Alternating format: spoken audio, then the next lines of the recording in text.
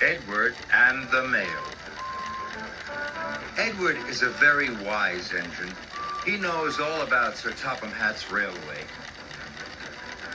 He often works as a back engine.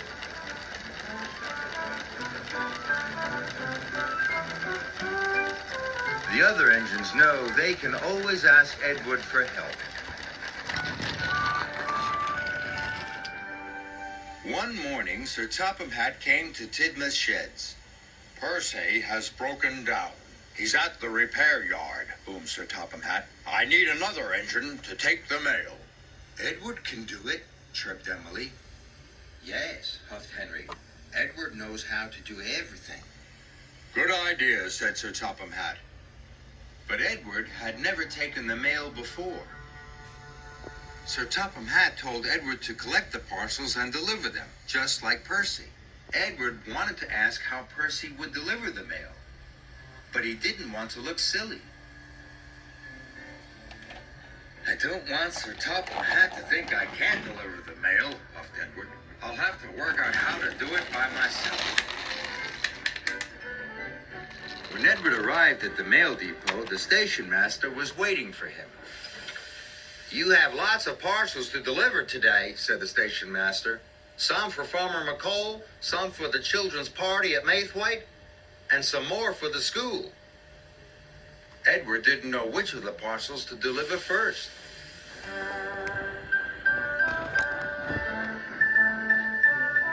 "Maybe I should go to Farmer McColl's," Edward sighed. "Or maybe the school." Edward puffed up to a junction. Thomas was waiting. "Hello, Edward," chuffed Thomas. "Are you delivering the mail today?" Yes," puffed Edward. "You'll be good at that," tooted Thomas. "You know how to do everything." Edward really wanted to ask Thomas which parcels he should deliver first, but Edward didn't want to look silly. The signal changed. Edward watched Thomas puff away.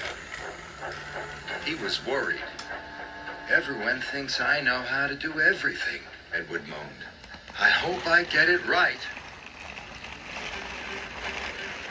Edward decided to take the parcels to the children's party first.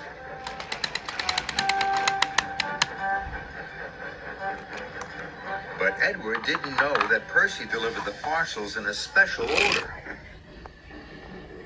He accidentally left Farmer McColl's parcels with the children, and he whooshed away. Edward puffed across the countryside.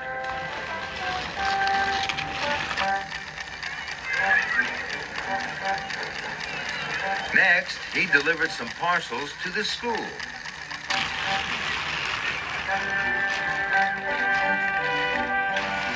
And finally, he delivered the rest of the parcels to Farmer McColl. "That was easy," chuffed Edward. "I made all the deliveries and I didn't have to ask anyone how to do it." He felt very proud, very relieved. But Sir Topham Hatt was getting lots of phone calls. Edward had delivered the wrong parcels to the wrong places. When Edward found out what he had done, he was upset. "I'll have to deliver them again," he wheezed sadly. Edward was worried. Edward knew everyone was waiting for their parcels. He would have to hurry. First, Edward collected the parcels from the children's party. Then he collected the parcels from the school. "Now I have to collect the parcels from Farmer McColl," puffed Edward, and he steamed away.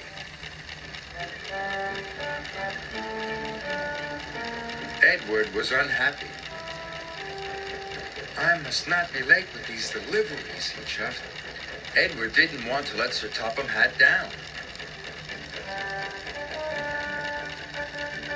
"I must hurry," he wished.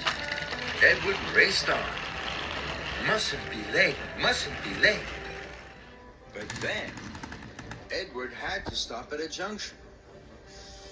He didn't know which was the fastest track to take to the farm. Edward was in such a rush, he didn't ask the signalman. Stop! Shouted the signal. That track is closed. But it was too late. Edward rattled around the bend and straight into a barrier. Parcels flew everywhere. I'll never deliver the parcels on time now, he moaned. Edward felt terrible. Soon, the parcels were loaded back into Edward's trucks. Edward knew now he had to ask for help. I must find Percy. I will ask him what to do. So Edward steamed off to the repair yard.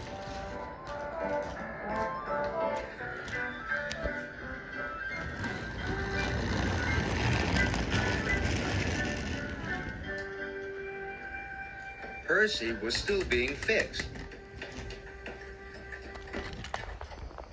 Percy, will you tell me how to deliver the mail? Edward chuffed. Of course I will, peeped Percy. He didn't think Edward was silly for asking at all. I deliver the parcels in a special order. I always start with the delivery that is furthest away, puffed Percy. Then I work my way back to Tidmouth's sheds. Edward was very happy he had asked Percy what to do. So Edward puffed across the island. Now he knew how to deliver all the parcels in the right order. The children got their parcels in time for the party. The right parcels were delivered to the school, and Farmer McCall was very pleased. Everyone was happy. Everyone knew Edward was a wise engine, but now Edward felt even wiser.